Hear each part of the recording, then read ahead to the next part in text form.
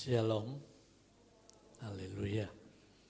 Jemaat yang dikasihi Tuhan, mari sama-sama pada kesempatan yang berharga di mana saudara dan saya diberi Tuhan berkat kemurahan dapat beribadah seperti ini. Di abad rasul-rasul, orang Kristen kalau beribadah sangat sukar. Dia harus mempertaruhkan nyawanya. Itu fakta sejarah. Tidak semudah kita begini. Seiring berjalannya waktu, ibadahnya dipermudah. Sejak kekaisaran Romawi setelah 10 periode kekaisaran, lalu Kaisar Agung Konstantin bertobat jadi Kristen atau memilih agama Kristen. Sejak itu ibadah orang Kristen gampang. Kuil-kuil dijadikan gereja semua. Sehingga ada moto, siapa yang jadi Kristen saudaranya Kaisar. Wah, orang berduyun-duyun jadi Kristen. Ibadahnya dipermudah, tetapi kerohaniannya merosot. Itu yang disebut zaman kegelapan gereja. Di abad 100 tahun pertama, begitu susah saudara. Sampai mereka di katakombe, di goa-goa. Kalau ketangkap, tidak ada ampun. Dimakan kan diadu dengan singa sampai mati, dirobek-robek. Tangan kirinya kasih rantai, ditarik sama kuda 4 kanan 4 kiri, pecah badannya. Diikat di tiang, disirami minyak, dibakar supaya jadi lampu di jalan-jalan. Dituduh membakar kota Roma, padahal yang bakar Kaisar Nero. Diputar balik ini gara-gara orang Kristen. Wah, masyarakat waktu itu salah ngerti, orang Kristen dijadikan kambing hitam. Singkatnya, betapa agung mulianya. Kalau tidak agung mulia, ibadahnya mengikut Yesus, mereka nggak mau dong mempertaruhkan nyawanya. Tapi sekali lagi, seiring berjalannya waktu, dipermudah. Sampai akhir zaman masih dipermudah. Tapi nanti akan datang waktunya, cobaan berat akan menguji orang Kristen. Kita akan kembali lagi supaya kemurnian ibadahnya nampak muncul, bersinar begitu loh. Saudara senang beribadah dalam Tuhan? Apa alasannya? Karena roh Allah bersama kita saudara. Oh, roh Allah di dalam kita. Itu yang Daud sampai istrinya Mikal. Iki apa-apaan suamiku ini? Rojo kok nari-nari. Sampai siak. Kadang-kadang orang Kristen ini ibadahnya bikin siak. Oh, poh niku. Rame-rame keplok-keplok. Nah, tapi apa intinya? Daud diselimuti hadirat roh Allah. Itu nilainya yang gak dimiliki dunia ini. Entah saudara biasa-biasa atau saudara menari, roh Allah tetap hadir di tengah umatnya. Amin. Iya. Karena dia sudah diutus untuk mendampingi jemaatnya. Enggak bisa enggak itu. Cuma bedanya saudara ada yang lebih merasa lebih dalam lagi. Wah, ada yang biasa-biasa. Bukan berarti yang biasa-biasa itu Roh Kudus tidak ada dalam hidupnya atau tidak mempengaruhi. Enggak saudara. Mari segera ketika Yesus bangkit dari maut, dia mengalahkan maut, ya. Kematian tidak bisa lagi menahan Yesus dalam alam kubur. Maka Iblis yang memegang kuasa maut telah dikalahkan total 100%. Dosa telah diselesaikan tuntas.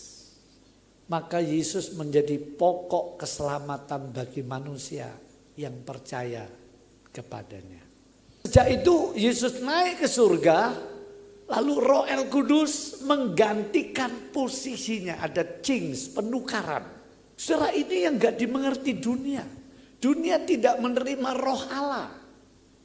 Hanya orang percaya. Ya, coba mari kita melihat saudara ayat-ayat dalam firman Tuhan. Ya, kita baca Roma 8 ayat 11. Pembaca firman cepat, tepat, dan jelas. Silakan. Begini firman Tuhan. Ya. Dan jika roh Dia yang telah membangkitkan Yesus. Jika roh Dia. Rohnya siapa ini? Roh Allah. Roh Kristus. Menyatu itu. Ya. Dari antara orang mati. Yang telah membangkitkan Yesus dari antara orang mati. Diam dalam kamu. Diam dalam atau di dalam kamu. Diam. Berdiam maksudnya. Bermukim. Ya. Maka Ia yang telah membangkitkan Kristus Yesus dari antara orang mati akan menghidupkan juga tubuhmu yang fana itu oleh Roh-Nya yang diam di dalam kamu. Nah, ayo dari satu ayat ini dulu. Kita melihat Roh Kudus berkarya dalam hidup orang berdosa, ditarget supaya dia masuk keluarga Allah, masuk keselamatan, menjadi anak-anak Allah. Itu pertama. Sehingga kita lihat peran karya Roh Kudus yang pertama adalah melahirkan baru. Baca Injil Yohanes pasal 3 ayat yang ketiga sampai yang keenam. Silakan. Ya. Yesus menjawab katanya, Aku berkata kepadamu sesungguhnya jika seorang... Kalau ada kata sesungguhnya dalam pengajaran Yesus dalam berfirman itu betul-betul sesuatu fakta kebenaran ilahi, serius dan penting.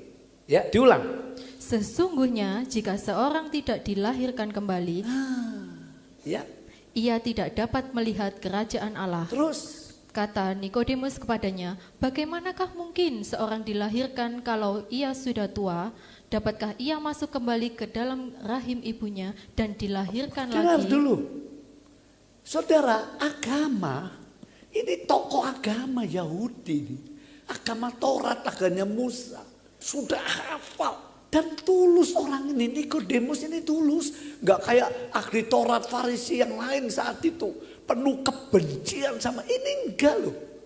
Malam-malam ingin ketemu Yesus untuk diskusi, untuk sharing.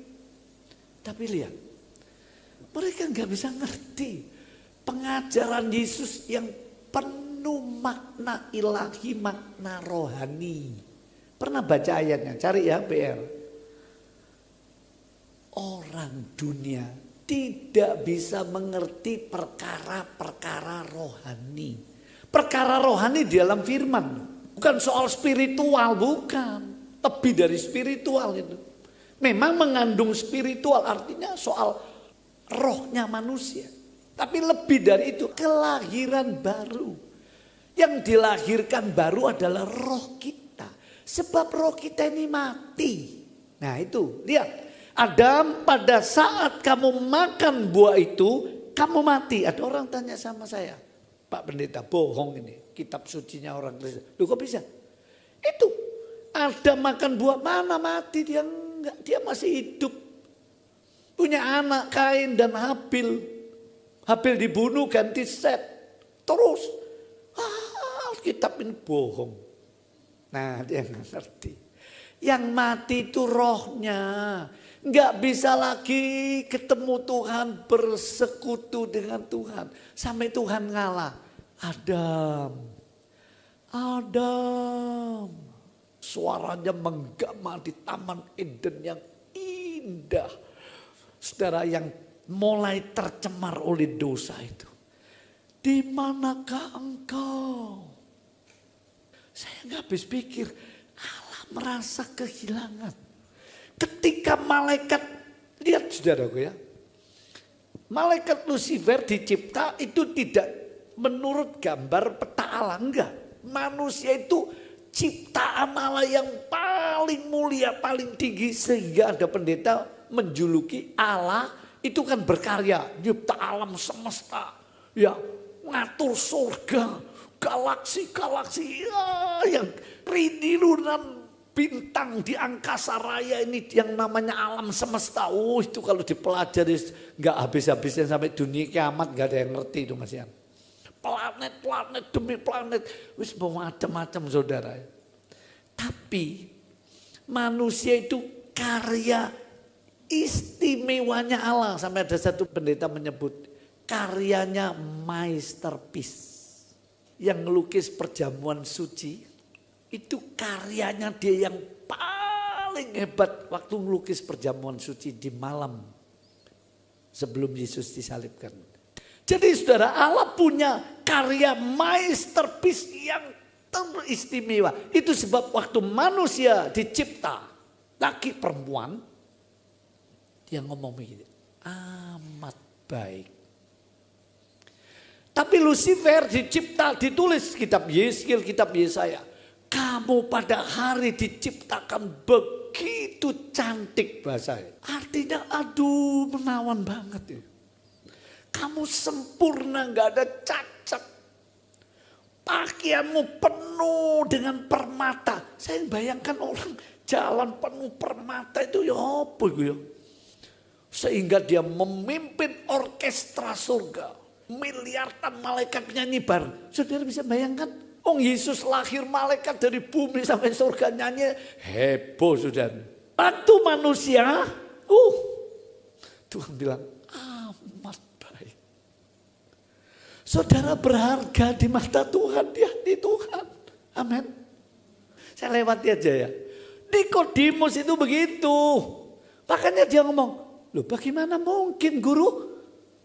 Dilahirkan aku masuk perut ibuku lagi. Terus dibaca itu. Ayat yang kelima. Ya. Jawab Yesus, aku berkata kepadamu. Sesungguhnya jika seorang tidak dilahirkan dari air dan roh. Nah air itu firman, roh itu roh El Kudus ya. Ia tidak dapat masuk ke dalam kerajaan Allah. Ini harga mati sudah.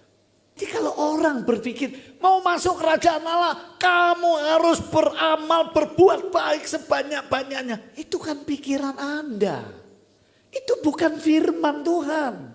Itulah taktik iblis untuk membangkitkan kesombonganmu.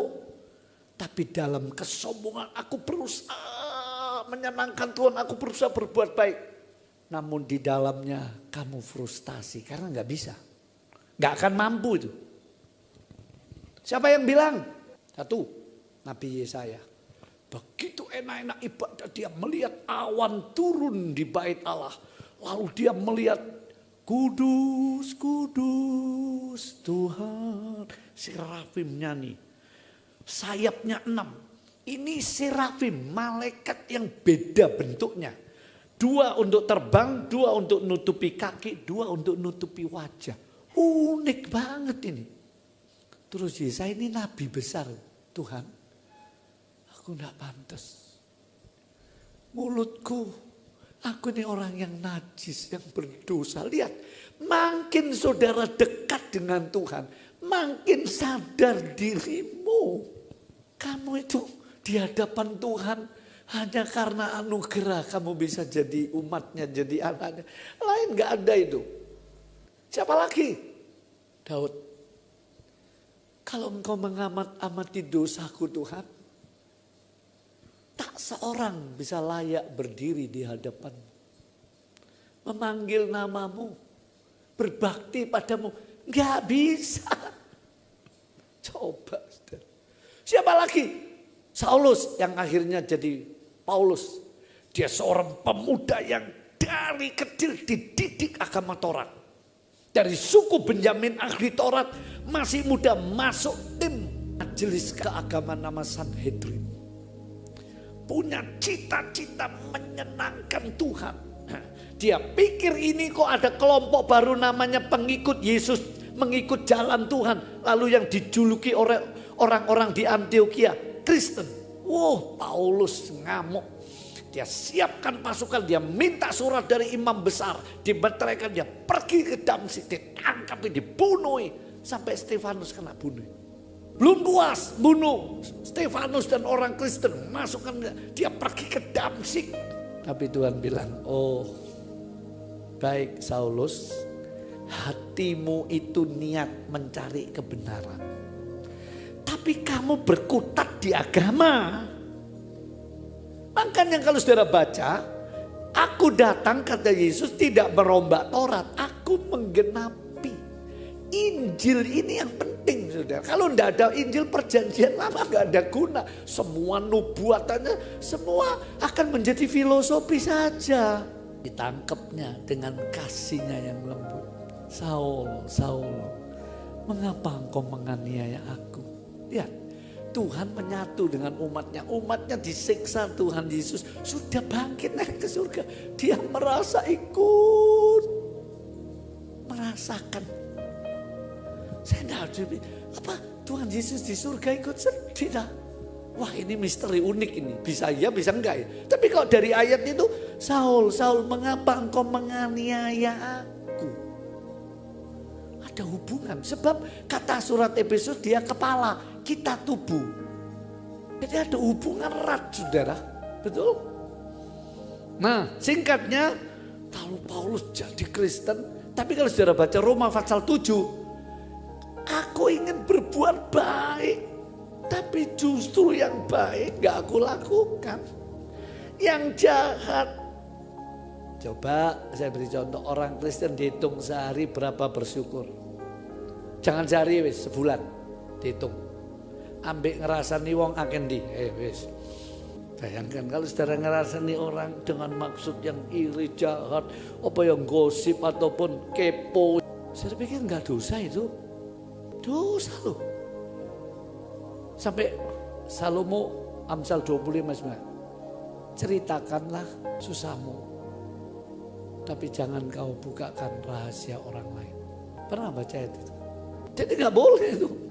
Nah saudaraku, Paulus jerit, aku ingin, tapi justru yang jahat. Rom 7 ayat 24, 20, mulai 16 sampai 23. Lalu dia berkata, aku manusia celaka ini. Nah itu baca di rumah ya. Jadi saudaraku, keagamaan itu tidak bisa nolong. Makanya Nikodemus gak ngerti. Dia harus dilahirkan baru, Roh Kudus masuk. Nah, kalau Roh Kudus mau melahirkan orang baru, dengar, lihat tangan saya di sini. Penting ini ya. 1, ada 5 langkah. Ini saya nggak ngarang-ngarang, saya permudah. 1, saudara harus betul-betul sadar dengan rendah hati, dengan tulus, Tuhan, aku ini orang berdosa. Dosa asal, nenek moyangku, Adam Hawa, sampai orang tuaku, diurus sampai mbah-mbahku, apa udak-udak sewur itu sampai pokoknya urut. 2, tidak ada mengaku, Tuhan aku mengakui tidak ada yang bisa menyelamatkan aku, agama, kebaikan, kepandaian, kekayaan. Nah itu. Lalu yang ketiga ngaku, Engkau satu-satunya jalan keselamatan. Juru selamat satu-satunya, nggak ada lain di dunia ini. Aku mau percaya Engkau Tuhan, aku mau mengikut Engkau. Jadi lalu yang keempat, sekarang Tuhan, ku serahkan hidupku, ku buka diriku pribadi, aku nggak peduli orang lain. Masuklah di hatiku Tuhan Yesus sebagai juru selamatku dan Tuhanku pribadi. Lalu saudara, Bapak terima kasih. Aku sudah mengundang Tuhan Yesus masuk dalam hidupku. Sekarang aku percaya. Dasarnya percaya janji Tuhan dalam firman-Nya. Siapa yang percaya dan menerima, dia diberi hak menjadi anak-anak Allah. Clear. Lalu Roh Kudus masuk di hatinya. Hidupmu jadi bait Allah. Allah enggak mendiami lagi. Allah enggak mendiami lagi bait Allah. Zaman Musa itu Bait Allah yang dibangun Salomo, dibangun Herodes, salah enggak di situ. Di hidup orang percaya ini loh. Makanya Paulus berkata, tubuhmu bait Allah. Keren banget ini saudara. Gak peduli usiamu sudah 70. Jalannya ketemu Tuhan bilang, aku diam dalam dirimu. Ataupun secara kaya jangan sombong, secara pinter jangan sombong. Sama saja semua di hadapan Allah. Dulu kita kafir, dulu kita orang berdosa, penyembah berhala, mati dalam dosa, dalam kuasa iblis. Itu istilah-istilah hidup tanpa pengharapan, tanpa Tuhan di dunia. Efesus pasal 2, baca di rumah. Sekarang kamu gelap, sekarang kamu terang dengan berkat Tuhan. Petrus berkata, kamu dipindahkan dalam kerajaan anaknya, kamu dikeluarkan dalam kegelapan supaya kamu memasyurkan kebaikan Tuhan. Nah, ini pekerjaan Roh Kudus yang pertama, dia melahirkan kita baru.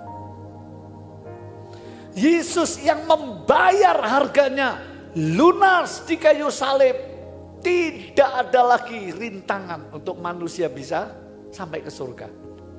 Tidak ada lagi dosa yang gak bisa diampuni demi darahnya yang maha kudus. Lalu Roh Kudus ngeterapkan hasil karya di kayu salibnya, penebusannya Yesus ini ke dalam hidup orang percaya. Namanya dilahirkan baru. Kita kan dilahirkan dengan kodrat dosa. Sekarang ada kelahiran kedua. Makanya ada istilah, kalau kamu cuma dilahirkan sekali dari perut mamamu, ibumu, kamu akan mati 2 kali. Mati masuk kembang kuning atau kepote atau praloyo, sama mati kedua di lautan api neraka. Tapi kalau kamu dilahirkan 2 kali, dilahirkan oleh ibu, ayah ibu yang melahirkan, lalu dilahirkan oleh air dan roh, tadi kata Tuhan kepada Nikodemus, oleh Injil firman diberitakan, Roh Kudus tangkap saudara, lalu dia pengaruhi, lalu saudara bertobat dari kesombongan dan kebodohan kita untuk menolak juru selamat itu. Lalu Tuhan, ampuni aku dulu gak ngerti, aku sekarang mau percaya Engkau. Lalu Tuhan memeluk saudara, rohnya masuk dalam saudara, saudara jadi anaknya. Ini yang diinginkan Allah ini. Tuhan ini seolah-olah ngomong gini, setan, oke. Aku ngerti, kamu coba iri mbak aku setan. Kamu itu ciptaan tapi ngawur kamu itu ya. Cek sombong nih, kamu dosa pertama itu kesombongan. Tuhan paling benci orang sombong. Terutama sombong rohani. Hati-hati. Kalau rohani saudara tambah sungguh-sungguh jangan sombong loh. Itu kebencian Allah. Ada ayatnya Allah membenci orang sombong, surat Yakobus. Tapi Allah mengasihani orang yang rendah hati. Nah, Tuhan bilang oke iblis, kamu begitu ya. Kamu gagalkan Adam dan Hawa. Tapi aku persiapkan karya penebusan. Tunggu tanggal mainnya. Ku hancurkan semua kerajaanmu total. Siapa yang bisa gitu? Siapa? Nah, Bapak merancang, Yesus melaksanakan, Roh Kudus yang ngeterapkan di dunia ini. Dia panggil, dia lahirkan baru. Ini yang pertama. Yang kedua, cepat. Efesus pasal 5 ayat 18. Kalau saya cerita contoh-contoh kelahiran baru, ya saya ngalami sendiri toh. Saya bisa begini, saudara pikir karena saya mau pilih Yesus, enggak. Tuhan yang pilih saya, Tuhan yang pilih saudara, lalu dijadikan anaknya. Saya dan saudara ini sama kok. Kita ini sama-sama anak Allah, amin. Kita ini sama-sama hamba Allah. Kita ini sama-sama milik Allah, biji matanya Allah. Cuma beda jabatan aja di gereja. Saya gembalamu, kamu jemaat yang saya gembalakan. Gitu aja. Tapi di hadapan Allah sejak Yesus naik ke surga, itu enggak ada lagi gap-gap gitu, sama. Hanya beda fungsi. Yang patut dihargai itu namanya dihormati selayaknya saja. Gak boleh disembah. Petrus disembah sama Cornelius. Ini jenderal ini. Sebab diberitahu oleh malaikat, Kornelius, kalau kamu mau selamat gak cukup kamu puasa, kamu bangun rumah ibadah, kamu sembahyang jam 3 pagi gak cukup. Kamu harus pergi ke Yope, ketemu seorang di rumah penyamak kulit yang bernama Simon Petrus. Kamu akan diberitahu tentang jalan selamat. Kornelius dipenuhi Roh Kudus. Kornelius dilahirkan baru. Saudara, begitu Petrus datang, langsung Kornelius sujud nyembah karena dia sudah diberi, istilah orang Jawa, diberi wangsit, diberi pencerahan yang jelas. Ini yang memberitakan jalan selamat, disembah. Petrus, jangan-jangan aku ini sama seperti kamu, hamba. Ayo berdiri. Nah, setelah Roh Kudus melahirkan baru, coba dibaca Efesus pasal 5 ayat 18. Ya, silakan. Begini firman Tuhan, Oke. dan janganlah kamu mabuk oleh anggur. Janganlah kamu mabuk oleh anggur. Nah, ini yang dimaksud anggur minum berlebihan. Yang kadar alkoholnya tinggi, orang Kristen tidak boleh. Tapi kalau anggur-anggur seperti di Israel ada anggur yang alkohol, anggur dari Kana, saudara, itu baik kalau saudara namanya wine. Ya kalau di Australia, di beberapa benua Eropa, Paulus berkata, Timotius, minumlah anggur untuk kelemahan perutmu. Jadi rupanya saya tafsir Paulus ini kena asam lambung mah. Kira-kira begitu ya. Dia sering sakit. Ya hamba Tuhan ini. Paulus bilang, minum anggur ya Timotius, karena kelemahan perutmu. Hangat mungkin enak, saudara. Tapi anggurnya akan memberi energi, anggur itu. Itu nggak boleh. Janganlah kamu mabuk anggur. Terus siapa di Alkitab yang mabuk anggur? Ayo 1 menit. Siapa? Nabi Nuh. Jadi habis banjir, terus bahtera kapalnya tersangkut di atas bukit, gunung gitu ya. Sampai air surut, terus Tuhan yang buka pintunya. Terima kasih Tuhan, Nuh buat persembahan, saudara. Waduh, baunya harum. Terus Tuhan ini lihat, Tuhan itu terhadap persembahan serius loh, saudara. Kita ini yang seringkali nggak serius, jujur. Kalau beri persembahan siapkan dari rumah. Kalau orang Kristen bilang, gereja kok duit, itu belum ngerti dia. Dia masih punya ego, ketamaan, dan salah pengertian soal persembahan. Ini bahaya ini. Sebab salah satu, bukan satu-satunya, salah satu sumber berkat itu memberi. Percayalah, saya ini sudah 50 tahun beri perpuluhan terus. Tuhan cukupi saya, saudara. Saya aminkan itu.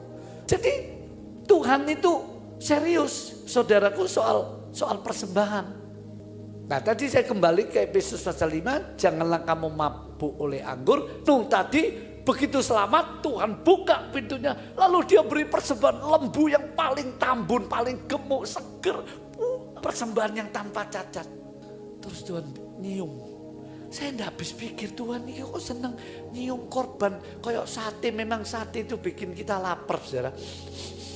Coba bakar sate gitu, malah luwe aku, pernah gitu enggak ya? Tapi kalau saudara makan bakar-bakaran, itu salah satu penyebab kanker. Yang sampai gosong itu nggak boleh dimakan, ingat ya. Terus nggak tahu ini Nuh gimana bakarnya, nggak diceritakan. Kalau semua diceritakan betapa tebal Alkitab. Terus Tuhan bilang, Nuh, aku menyium bau harum korbanmu. Ini arti rohaninya sama. Binatang yang dibakar itu bicara korban Yesus, simbol dari korban Yesus. Bakteranya Nuh simbol dari korban Yesus, 3 tingkat. Tuhan Yesus Kristus. Begitu ucap syukur, dia persembahan binatang, bukan buah-buahan, bukan kayak kain. Lalu Tuhan lihat, begitu menghargai korban saya, no, aku berjanji, aku gak akan hukum lagi dunia dengan air bak besar-besaran, enggak. Lalu dia buat pelangi. Habis hujan tampak pelangi, kasihnya tak berhenti. Ini ada pelangi. Ilmu mau ini pancaran dari matahari kena bumi laut, ya boleh saja itu. Tapi itu busur Allah, kata Alkitab, busur itu. Mana? Melengkung. Kenapa pelangi kok gak gini-gini sana? Saya pikir kebetulan semua itu. Nah, saudaraku, begitu ada korban Tuhan senang. Nah, terus kisahnya Nuh. Jadi yang mabuk anggur Nuh, setelah keluar dari mana kapal lalu habis kena air, bumi itu terus subur, saudara. Saudara lihat kalau tanaman kena air, habis hujan kan seger. Setelah subur, Nuh nanam anggur. Singkat cerita panen. Apa artinya? Hati-hati kalau kita diberkati limpah-limpah. Mabuk pujian, mabuk harta, macam-macam. Ya. Nah, saudara, kisahnya gitu. Ayo dibaca Efesus lagi. Janganlah kamu mabuk anggur. Karena anggur menimbulkan hawa nafsu. Iya.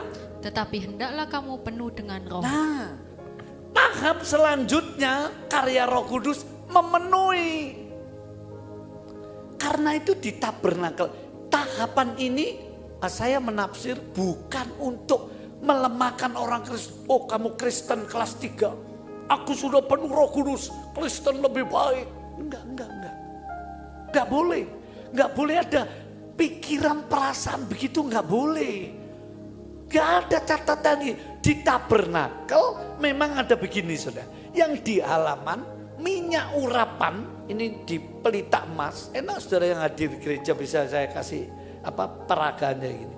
Minyak urapan itu ditaruh di lampu-lampunya gini. Dari minyak zaitun campur rempah diperas buah zaitun supaya jadi minyak untuk lampu. Nah, di halaman itu ada minyak urapan dipercikkan kepada alat-alat mezbah, korban bakaran, mezbah, kolam pembasuhan. Itu simbol pekerjaan Roh Kudus di halaman. Tapi begitu masuk ruangan suci, lain. Pelita emas. Begitu masuk ruangan emas suci enggak butuh minyak, sebab itu ada satu saja peti perjanjian. Allah mengganti bukan dari bumi cahaya, dari lampu, tapi Shekinah glory, kemuliaannya sendiri. Jadi saya menafsir ini bukan untuk sombong semua tingkat rohani, enggak. Ini menunjukkan pekerjaan Roh Kudus. Dia terus berkarya melahirkan saudara baru, memenuhi saudara, memimpin saudara dan seterusnya sampai puncaknya. Coba dibaca surat 2 Tesalonika. Nah ini yang ketiga. 2 Tesalonika pasal 2 mulai ayat 3 sampai ayat yang ke-7. Silakan, ayo. Janganlah kamu memberi dirimu disesatkan orang dengan cara bagaimanapun juga. Sebab sebelum hari itu haruslah datang dahulu murtad. Sebelum kedatangan Tuhan maksudnya.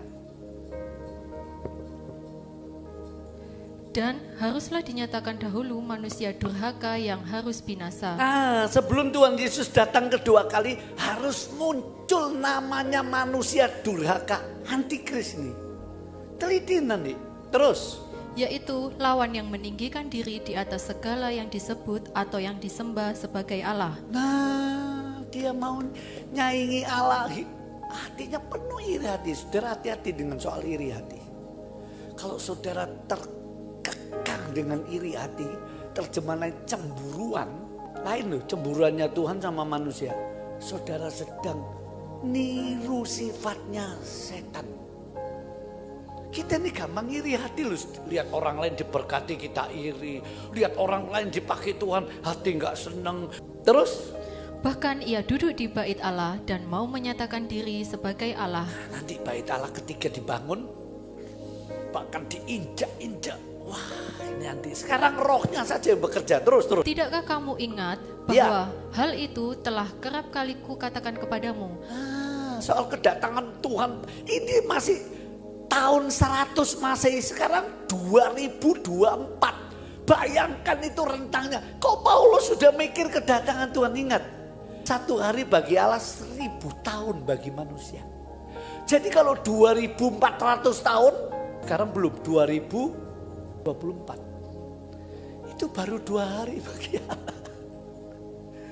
Makanya kalau Tuhan belum datang itu karena memang waktunya belum tiba. Gitu loh. Terus.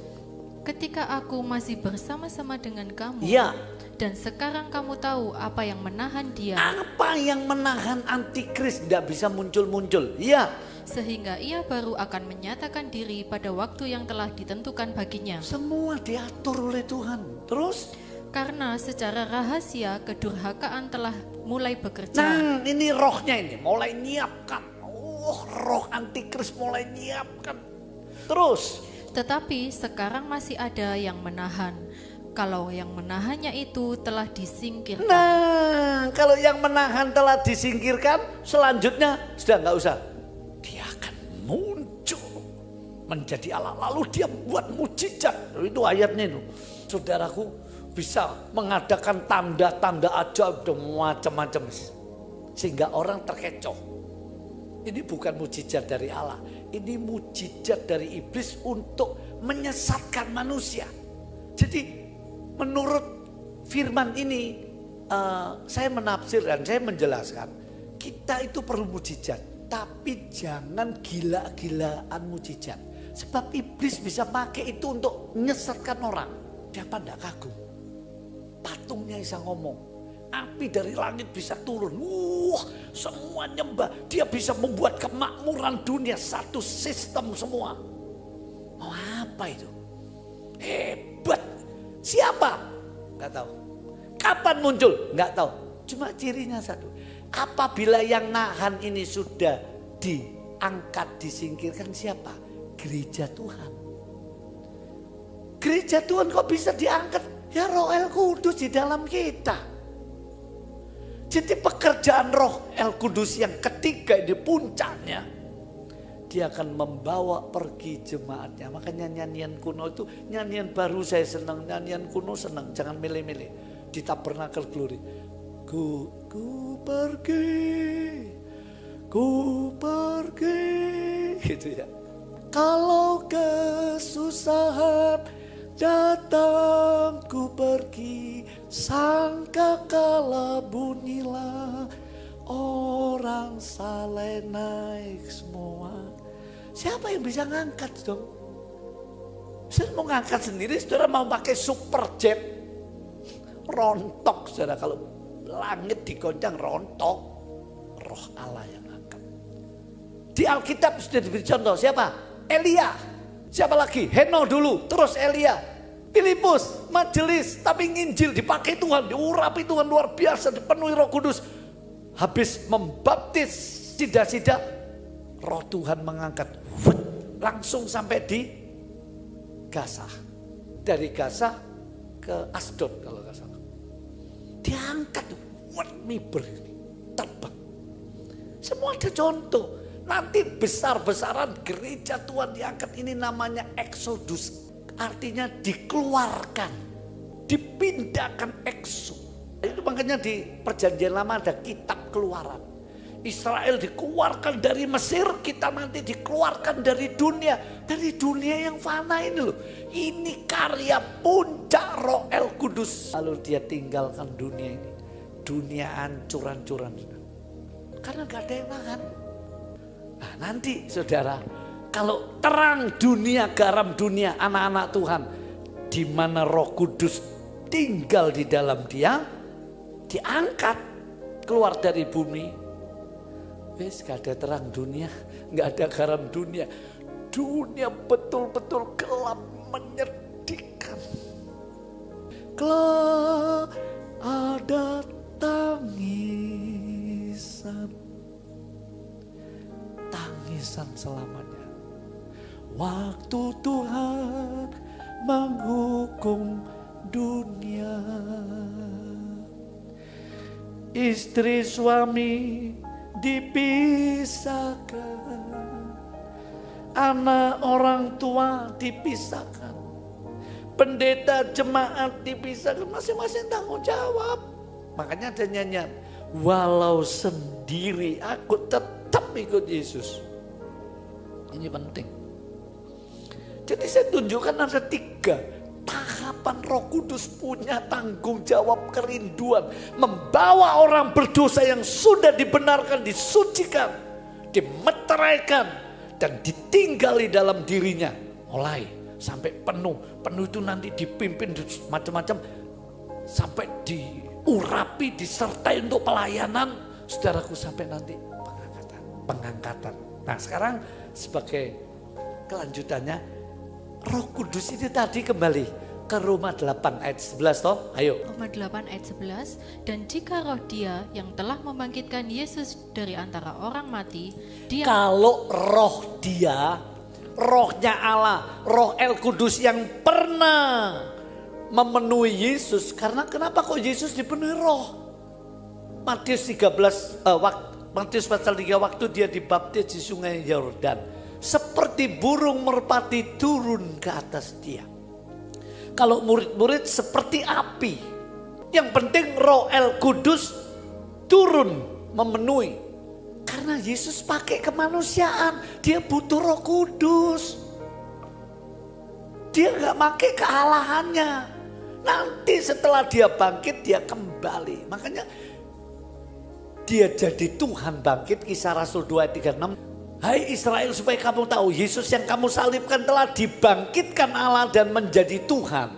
Bahasa aslinya kurios. Kurios itu artinya penguasa satu-satunya, penguasa tunggal, gak ada yang lain. Sorga, bumi sampai bawah bumi. Hidup saudara dari miliknya loh. Dalam kekuasaannya. Karena itu masuk akal kalau Yesus bilang, jangan kamu khawatir akan hidupmu.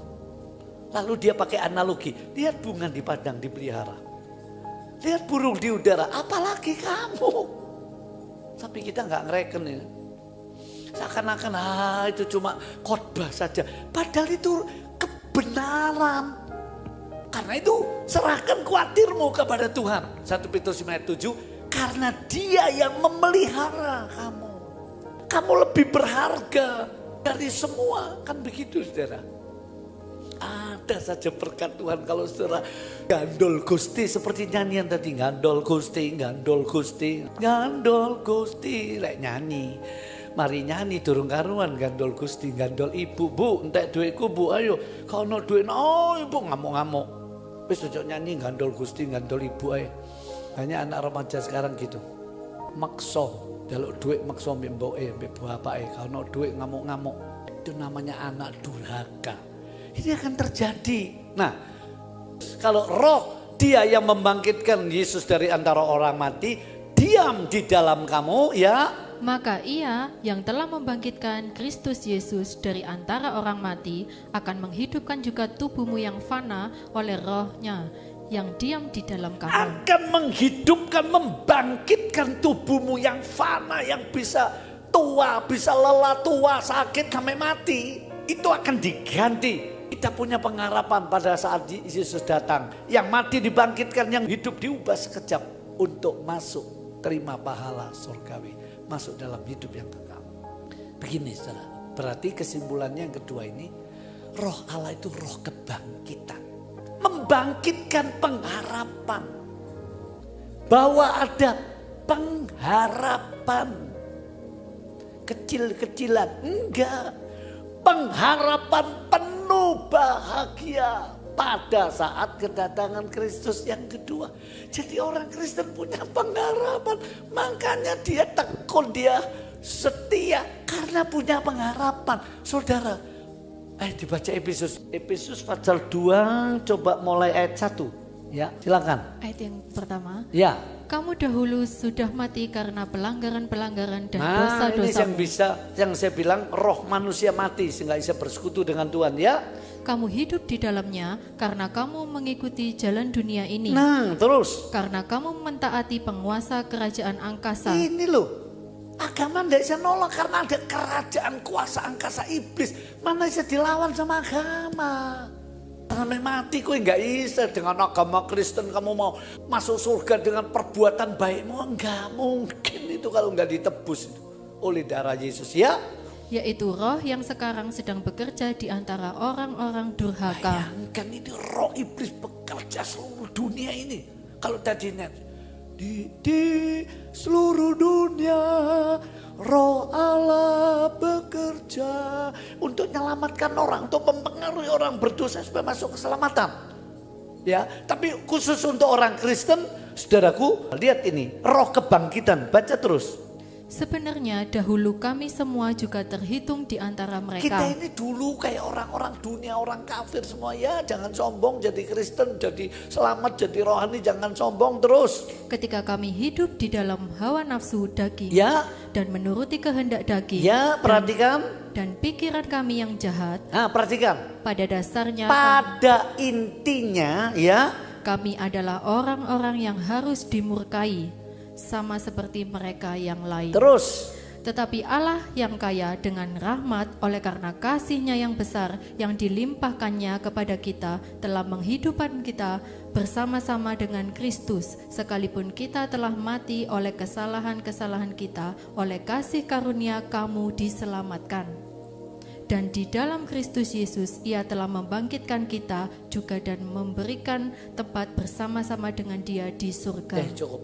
Nah sekarang ini roh kebangkitan membangkitkan pengharapan. Pengharapannya bukan cuma saudara kalau susah butuh duit, butuh pertolongan, butuh kemenangan. Harap Tuhan. Makanya Yeremia diberkati orang yang berharap Tuhan. Kalau saudara nggak jadi umatnya, saudara mau berharap Tuhan gimana? Oh, jumpa Tuhan aja nggak boleh. Di dalam Yesus saudara punya pengharapan sampai tembus liang kubur itu. Di balik matahari yang tidak dipunyai orang dunia. Tapi bukan cuma pengharapan. Baca Rom pasal 5. Rom pasal 5 ayat 8. Ya.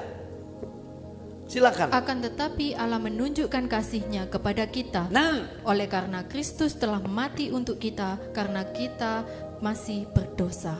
ayat 5. Ayat yang kelima, dan pengharapan tidak mengecewakan. Nah, karena si. kasih Pengharapan orang Kristen tidak mengecewakan saudara. Harap Tuhan, Tuhan tidak akan kecewakan. Amin. Tapi kalau saudara mah, kok lama, kok nggak dijawab-jawab, saudara kecewa. Terlalu banyak ego. Ego ngatur Tuhan, Tuhan gini ya, Tuhan gini ya Tuhan. Kadang-kadang ini perlu dikasih pelajaran. Supaya dia belajar berserah, berharap aku dengan motif yang benar. Nggak ngatur Tuhan tapi diatur oleh Tuhan. Nah, gitu. Terus tadi? karena kasih Allah telah dicurahkan di dalam hati kita oleh Roh Kudus yang telah dikaruniakan kepada kita. Nah, jadi roh El Kudus itu roh kebangkitan, membangkitkan pengharapan. Kalau saudara gampang putus asa, begitu Roh Kudus bekerja dalam hatimu, pengharapan timbul saudara. Kasih timbul. Sulit loh ngasih. Justru Matius 24 ayat 12. Kasih manusia akan tawar. Ngeri ini. Jangan heran nanti. Saudara akan dengar bagaimana anak-anak enggak mengasihi orang tua lagi. Bagaimana orang tua menjual anaknya enggak mengasihi. Sampai rumah tangga, sampai perang itu karena nggak ada kasih saudara. Kalau ada kasih nggak ada perang. Perang itu nafsu, kebencian, kesombongan, kekhawatiran, ketakutan, macam-macam saudara. Jadi Roh Kudus membangkitkan saudara, membangkitkan apa? Harapmu, kasihmu. Kalau saudara, saya gandeng 1 Korintus 12. Karunia roh itu salah satunya karunia iman. Dia bangkitkan iman kita. Iman itu penting saudara. Kalau saudara hidup dalam kebimbangan. Kalau saudara baca 2 Timotius 1 ayat 7. Allah tidak memberikan roh ketakutan. Tapi roh kuasa.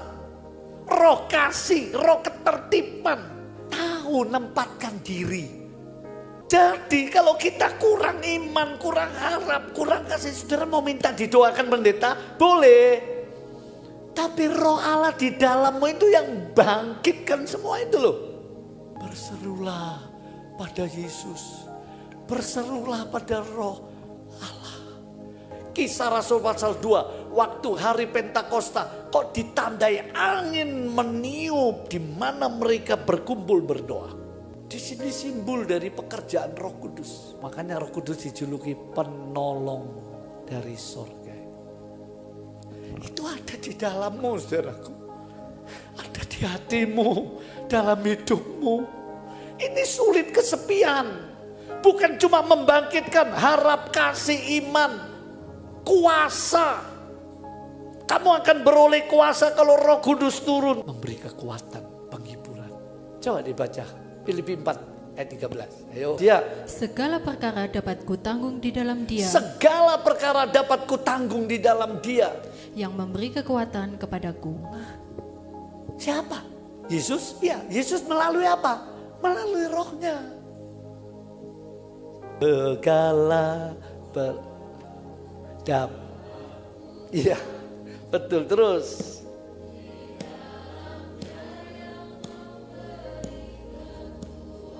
Stop. Kita sering kali ngasihan diri, aku gak kuat Tuhan. Saya gak mau nyinggung siapa-siapa ini. Ini diri saya. Ketika saya sudah lemah, susah, begitu berat tekanan saya jawab Tuhan Roh Kudus, Tuhan Yesus melalui Roh beri aku kekuatan. Cuma begitu. Jadi topang saudara. Roh yang membangkitkan kekuatan, penghiburan, membangkitkan iman, pengharapan, kasih, membangkitkan kuasa, membangkitkan terobosan. Apa saja diramba oleh Roh Kudus. Soal bisnis, soal jodoh. Oh ini hebat. Cuma kita ini yang belum terlatih dipimpin Roh. Surat Galatia begini. Kalau kamu dipimpin Roh, keinginan daging tidak kamu genapi. Apa artinya? Roh Allah membangkitkan kemampuan ilahi untuk saudara menaklukkan kehendak bebasmu. Saya tutup di sini. Kehendak bebas manusia itu loh saudara. Tuhan itu unik ya. Sebetulnya dia bisa paksa saudara dan saya untuk nurut. Ayo gini. Dia kuasai dengan rohnya. Bila perlu saudara ngalaman dibanting loh. Jadi diberi kemampuan untuk mengalahkan kehendak bebas kita itu loh. Kehendak bebas ini yang memicu saudara dan saya untuk ngelawan Tuhan. Dan Tuhan tidak mau taklukkan dengan kekerasan. Dia tunggu, dia pengaruhi saudara, dia nasihati saudara. Dia jamah saudara. Banyak orang Kristen sudah dijamah Tuhan, balik lagi. Kenapa? Kehendak bebas. Loh kenapa kok dibiarkan kehendak bebas? Sebab Tuhan tidak mau saudara dan saya jadi robot. Disetel tek nurut. Tidak mau Tuhan. Tuhan ingin. Ini saya bilang awal munculnya dosa. Saya renungkan Lucifer kok sampai sombong. Tekon dia dosa gitu. Oh saya terinspirasi gini. Tuhan itu tahu konsekuensinya manusia dicipta makhluk malaikat dicipta dengan kehendak bebas. Satu saat dia bisa melawan penciptanya. Tapi Tuhan siap resikoin. Tapi di antara sepertiga yang berontak malaikat bersama Lucifer. Ada yang 2/3 menaklukkan kehendak bebasnya pada kehendak Tuhan. Dengar baik-baik. Dulu kala di alam semesta, sorga alam semesta sampai dunia hanya ada satu kehendak. Kehendaknya Allah. Sejak Lucifer jatuh dengan kehendak bebasnya ditularkan ke manusia. Hari ini miliaran kehendak, makanya sulit ngatur dunia ini. Ngatur rumah tangga, ngatur gereja, ngatur organisasi, ngatur negara, ngatur kok sulit karena banyak kehendak. Tapi saya yakin nanti ada saatnya semua ditaklukkan kembali, kita kembali pada rencananya yang mulia. Semua akan tunduk pada baca kitab Wahyu pasal 5. Semua tua-tua, 24 tua-tua di sorga, semua makhluk sujud. Menyembah, menaklukkan kehendak bebasnya, kehendak dia yang jadi. Makanya ketika Adam tidak nurut bersama Hawa, itu awal manusia punya jutaan kehendak bebas melewati keturunannya. Tapi waktu Yesus di Getsemani, keringatnya netes seperti darah, dia mewakili manusia sedunia. Dia bilang ini, bukan kehendakku yang jadi. Sejak itu rencana Allah mulai jalan lagi. Dia akan menyiapkan seluruh surga bumi kembali satu kehendak. Jadilah kehendak-Mu Tuhan. Ingat saudara, kalau saudara nurut kehendak Tuhan, endingnya mesti indah. Kalau saudara dan saya nurut kehendak diri sendiri, lambat atau cepat kita akan kecewa. Percayalah. Ya Abah, ya Bapa, yang kami sembah dalam nama Tuhan Yesus. Terima kasih buat firman-Mu Tuhan, yang mengingatkan kami, menyadarkan kami, mengajari kami, bahkan menegur kesalahan kami. Biarlah firman yang ditaburkan Tuhan, tidak ada satupun yang kembali dengan sia-sia. Yes. Hidup kami diubahkan. Semakin hari di tangan-Mu, Kau buat hidup kami semakin indah, berkenan di hadapan hadirat-Mu. Dengan pertolongan Roh Al Kudus-Mu, mampukan kami Tuhan untuk menjadi pelaku-pelaku firman-Mu yang hidup takut akan Engkau. Hidup kami menjadi pujian penyembahan yang berbau harum di hadapan tahta-Mu, yang senantiasa berusaha menyukakan hati-Mu. Terima kasih buat firman-Mu Tuhan. Terima kasih Roh Al Kudus.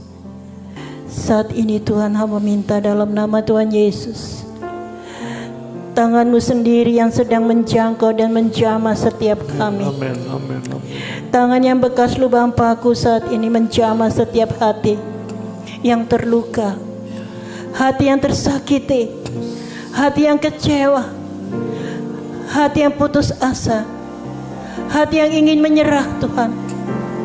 Tangan-Mu yang bekas lubang paku jamah Tuhan. Pemulihan yang daripada-Mu pasti terjadi. Singkapkan isi hati-Mu lebih lagi Tuhan.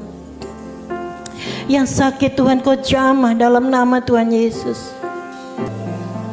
Roh-Mu sedang berbicara kepada setiap pribadi kami, menyadarkan kami dari kesalahan kami, mengingatkan kami akan kasih-Mu Tuhan. Tuhan, Engkau tahu setiap kesulitan yang anak-anak-Mu hadapi. Engkau tahu yang sedang bersusah hati dengan segala pergumulan dan kesesakan. Hanya Engkau yang tahu Tuhan. Dan Roh-Mu bekerja sore hari ini. Amin, amin. Aku percaya dalam nama Tuhan Yesus, ada Roh-Mu yang berkuasa saat ini melawat jemaat-Mu. Iya. Sebagai bukti Engkau ada di tengah kami, memulihkan setiap hati Tuhan. Iya. Untuk kami bangkit Tuhan. Barui. Kami percaya Tuhan, kami alami Haleluya. kedahsyatan firman-Mu Tuhan. Di dalam nama Tuhan Yesus Tuhan, kami serahkan hidup kami dan jemaat-Mu di tempat ini. Bahkan kami juga berdoa, Tuhan, kembalikan berkat-Mu atas hamba-Mu yang Kau percayakan isi hati-Mu. Tambah-tambahkan kuasa urapan-Mu atas hamba-Mu Tuhan, agar semakin hari Kau pakai hamba-Mu ini semakin luar biasa untuk menyingkap isi hati-Mu kepada jemaat-Mu, sehingga kami boleh benar-benar lebih mengenal Engkau lebih dalam secara pribadi Bapa. Biarlah pelayanan hamba-Mu ini Tuhan semakin luar biasa, diberkati Tuhan. Terima kasih Bapa, di dalam nama Tuhan Yesus. Haleluya, amin.